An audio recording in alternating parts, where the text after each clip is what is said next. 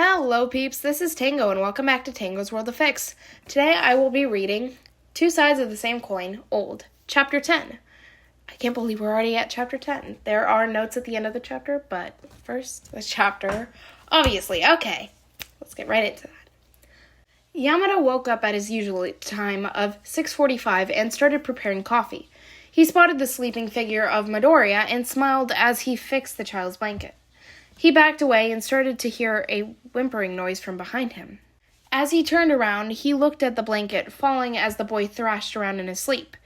Yamada cautiously approached the sleeping boy and grabbed his arm, shaking him awake. Midoriya woke up quick enough and ended up pinning the hero to the ground. His hold was strong but flexible, and it took him a few moments of heavy breathing for the hero to be let go of. I'm sorry, Yamada, Midoriya stuttered, backing away rapidly. It's okay, little listener. Are you crying? Oh, no, I'm sorry for scaring you, Yamada said. The pro-hero walked over to the teen and wrapped them in a hug. He could hear the teens freaking out about getting a hug from one of the favorite heroes. The hero wrapped his arms around the kid and picked him up, moving him to the counter of the kitchen. The kid sniffled a few times, rubbing his sleeve against his nose. Yamada hummed a song that he played on his radio station the other day, hearing a small hum from somebody else. He looked over his shoulder to see the boy humming happily, his head tilting from side to side. "Listener, would you like some tea?" the pro asked softly, trying to be as non-intimidating as possible. The boy nodded silently and sniffled again. Yamada filled up the kettle and shuffled over to a cabinet, pulling out boxes of tea. He stacked them up cautiously and brought them over to the teen. "Which tea would you like, bud?" Midoriya eyed them carefully and looked at all the different teas, eventually picking a honey-lemon blend.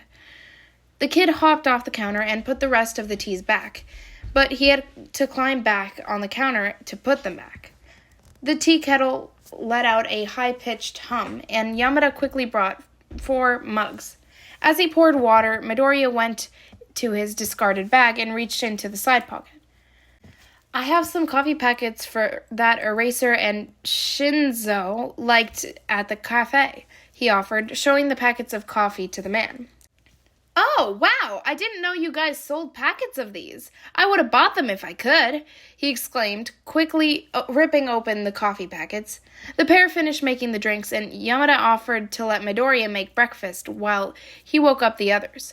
Midoriya nodded and grabbed a loaf of bread from the counter. Yamada happily trotted down the hall, passing his son's door to wake up the more problematic of the two. He swung his own door open and leaped onto the bed. He heard an annoyed growl from underneath the blankets, and he tore them back. "Sho! Come on, it's time to wake up!" Yamada called to his husband.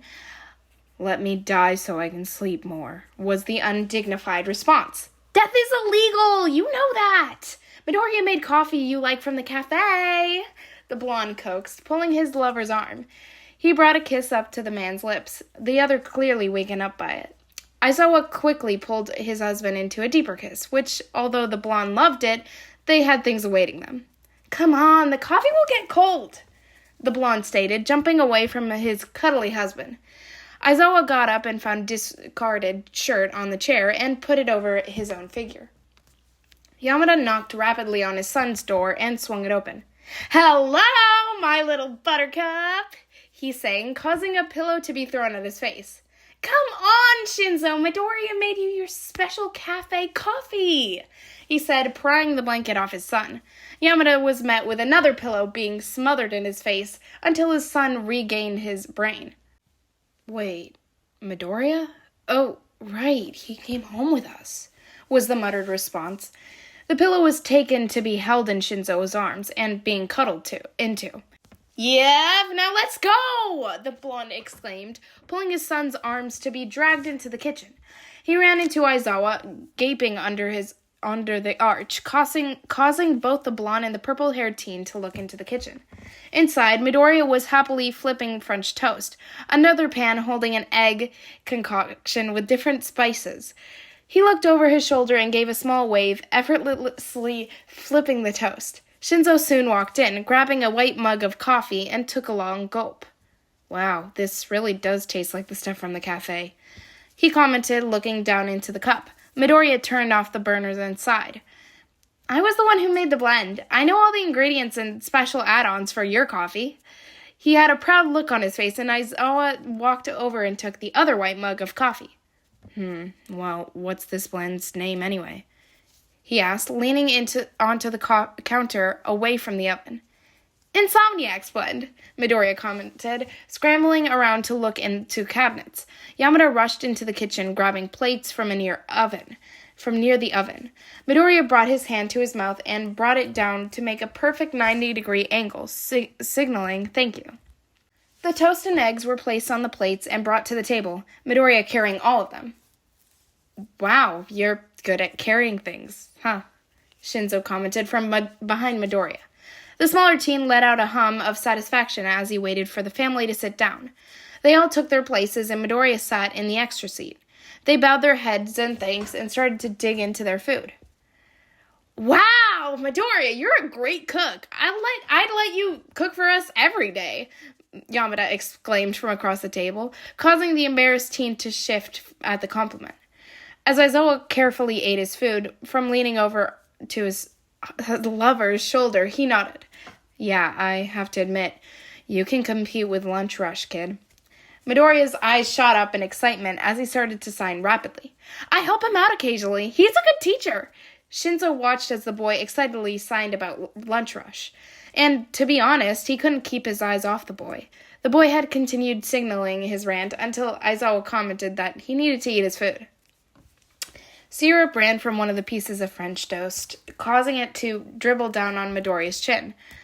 Shinzo reached over and grabbed the boy's chin, running a napkin down the trail of syrup. Thanks, Shinzo, the boy signed before an inquisitive look came across his face. What do you want your sign name to be? The boy asked, causing Yamada to snicker. Aizawa and I usually have him as Buttercup, but it's fine if you don't want to call him that. Midoriya looked at them with a confused smile. The teen did loud twice in rapid succession and pointed to the blonde. You have present Mike as Loud, he asked, raising an eyebrow. The forest-haired teen nodded and pointed to the man directly across from them, rapidly signing as dead tired. Aizawa blinked for a moment and pointed to himself. I'm dead tired. He blinked again, and a grin spread across his face. I like it, kid. When'd you come up with that? Midoriya raised his hands and put up 9 fingers, signifying 9 years. Wait, how long have you known about me? Aizawa asked, slightly skeptical from the boy near him. My dad was Flashfire and your co-worker, was the solemn response, and he looked into the syrup and that had fallen into a puddle on his plate. That makes sense. I'm so sorry that I couldn't do more to save him, the underground pro said. Flashfire was an underground hero who was strong and swift. He took out many people in a flash, but he used his fire as smoke and flash bombs. Eraserhead had respect for him as a co-worker, and sometimes going to the older man when he had trouble with an issue. Flashfire was well known for his charm, wisdom, and badassery, so much of the sort that he was a symbol among those who knew of him. The man who put lights when there was darkness. The man who puts light where the darkness overruns was practically ingrained in everyone's minds. That was the title that belonged to the pro. It's fine. You can't save everyone, even if you can see them, Midoriya replied, taking another slice of toast into his mouth. If you don't mind me asking, what were you doing when he was attacked? A chill went down the boy's spine as he visibly straightened. The kid quietly brought up his hoodie and shirt to show an angry burn scar. When he dropped the items, he started to sign again. We were going to go to the park and celebrate his birthday, but we were attacked in the lobby of my old apartment. It was slow and contained a few flinches as the boy tried to sign. An audible "oh" dropped out of Yamada's mouth, which honestly just voiced his thoughts. The bushy-haired kid looked up and into the kitchen. We need to change and leave for school, was the simple thought that Midoriya had, and he pushed himself out of the chair and cleaned up his plate. The kid's movements were quick, and the pattering of his socks hitting the floor sounded just like cats. Speaking of which, one hopped over to the top of the cabinet and onto the boy's hair, who let out a squeal of surprise. Razzle-dazzle, get off our guest, Shinzo pouted, walking over to try and grab the cat, as he heard snickering from Midoriya as he drew closer. You guys named a cat Razzle-dazzle? He asked. Another squeak was heard from him as the cat started to climb around the boy. Right. Anyways, come with me, Midoriya. I have to give you one of my spare uniforms, the tired teen said, grabbing the other boy's wrist to pull him to his own bedroom. Midoriya stood awkwardly as Shinzo dug into his closet, looking around the darkly colored room. He felt weird being in someone else's bedroom, other than Bakugo's, of course. Here, put this on, Shinzo said, shoving the uniform into the other boy's arms. The purple-haired teen started to pull off his own clothes from himself, spotting Midoriya slinking from the room. Oi, hurry up and change, he said, trying to seem rude. The other nodded and ran into the bathroom. Then a few minutes later, he came back out. The kid was fumbling with his buttons, a tie hanging loosely around his shoulders. The kid started fumbling more with the buttons, not paying attention, and walking right into the door. Shinzo hit a snort as he tied his shoes, spotting his dad's doing the same. Midoriya scrambled to put his shoes on, a bright red almost matching his untied tie.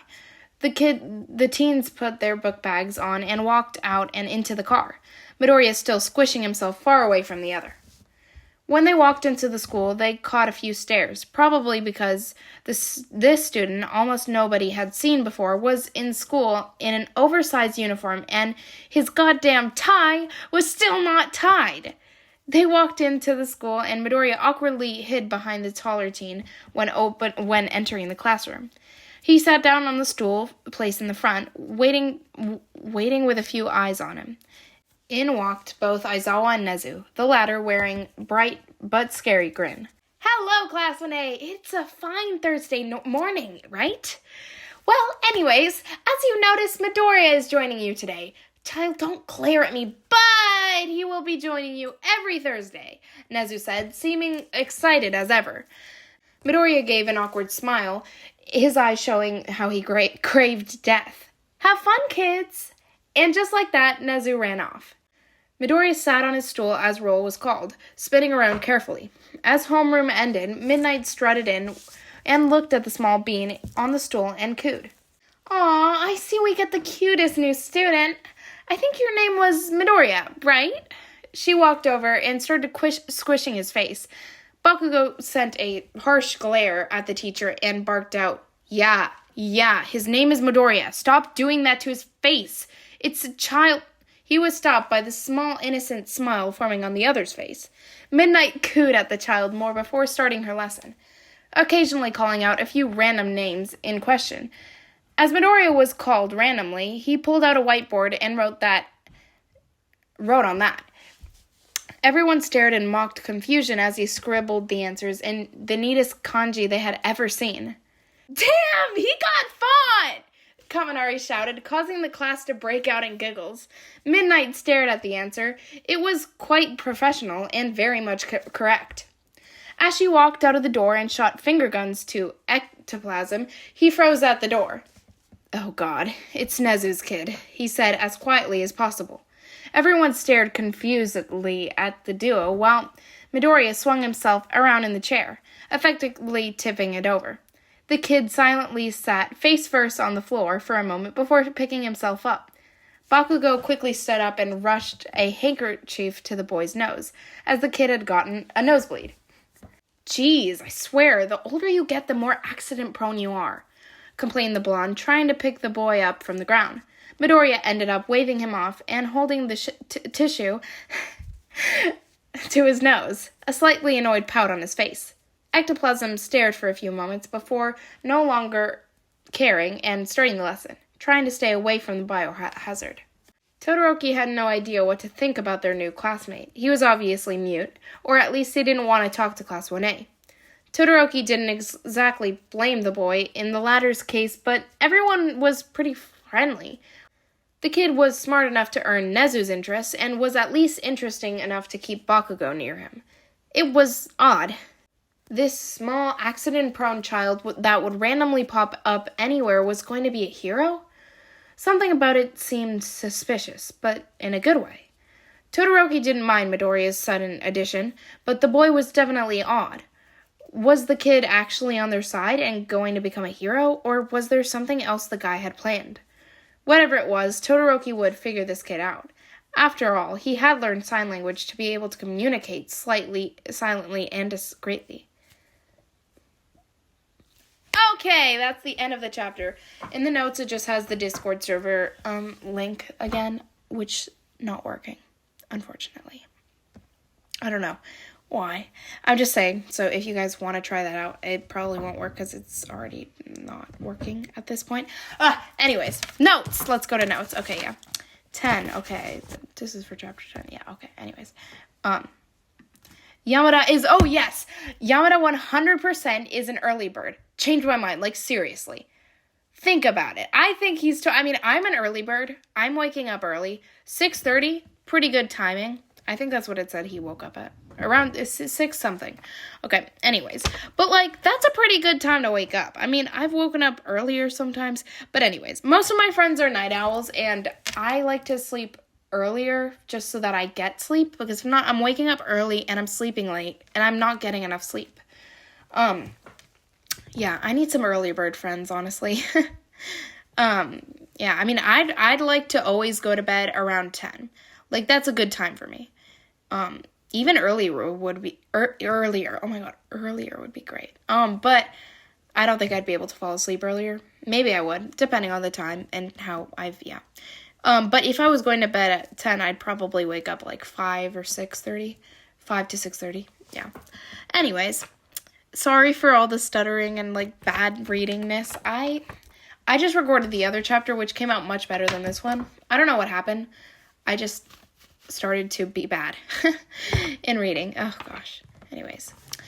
The writing for the family dynamics. Oh, my gosh. Yes.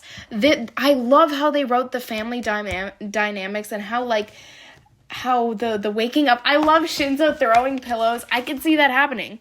And I love the little part with Aizawa. And I was just just how they wrote their, family, Yamada being the first one to wake up and waking up everyone else in the family. I feel like that's how it would be. And it makes them feel like an actual people and actually someone that you could, I don't know, an actual family. That's what I'm trying to say. Anyways. So many, oh yeah. I had to make so many re-recordings of, different parts because it's so cute. And I kept squealing because it's cute. Squealing?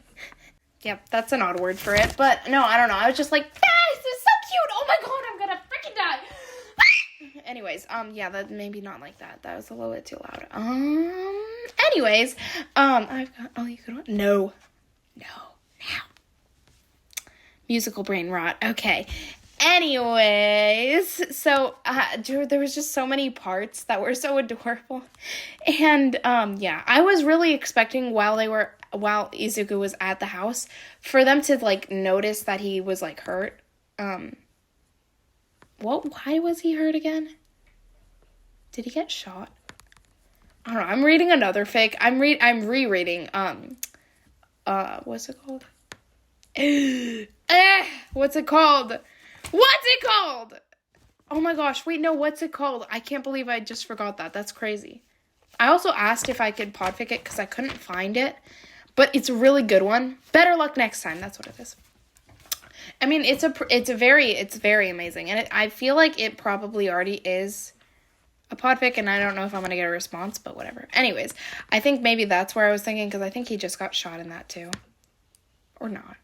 Sorry. That's, not really spoilers, I guess, but, I mean, it is spoilers, because everything is a spoiler. But anyways, it's not like he's, never mind. I was gonna say something, but that's okay. I recommend that fic a lot. It's one of my favorites. UA Survival Guide and whatever I just said. I already forgot. Oh my god, I have such bad memory. That's a thing I have. Okay. Anyway, better luck next time. Okay. Those two are, like, two of my top... No, those are my two favorites. Like, but UA Survival Guide probably first. I don't know. They're just very amazing, and I definitely suggest them. Anyways, I think UA Survival Guide is already recorded, but I don't know about Better Luck Next Time, and I couldn't find it, so you might just have to read it. Anyways. Oh my gosh, Kaminari, he's so funny. Damn boy got fought or whatever he said, something like that. I love that. It's just so funny. I feel like he would definitely say it, and I feel like that's something my brother would say. Yeah, I don't know, I just think that's funny. Anyways, that's it. Okay, I'm gonna go now. Thank you so much for listening. This is Chango, signing off. Bye!